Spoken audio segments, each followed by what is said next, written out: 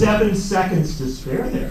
So we'll see if Ed Fallone can beat the 7 seconds to spare record. Ladies and gentlemen, Ed Fallone. Thank you, John. Thanks all of you for being here. I am Ed Fallone, and I'm running for the Wisconsin Supreme Court because there's a very important question we have to answer in this spring election. And that question is our Wisconsin court system going to be open to everyone, including working families?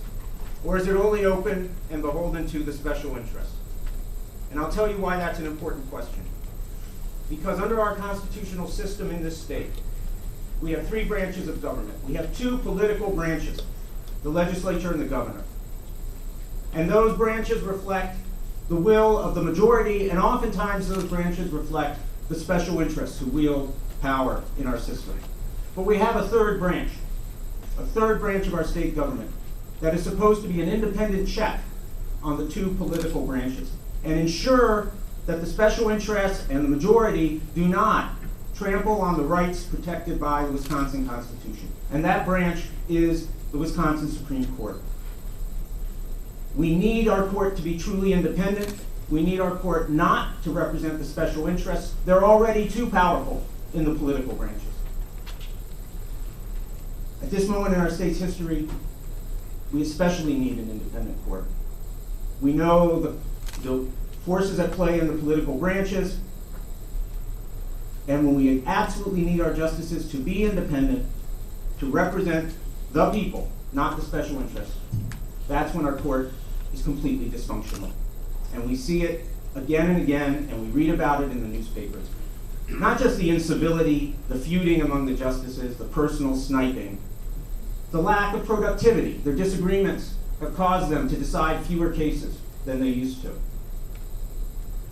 The best example I can give you of the dysfunction of the court was the aborted disciplinary proceedings against Justice Prosser, where because the justices couldn't get along, when one of their colleagues was involved in a physical altercation and disciplinary proceedings are brought to the Wisconsin Supreme Court, the only body with the power to discipline a sitting Supreme Court justice, the case falls apart because they can't even work together to hear it, and there's no accountability.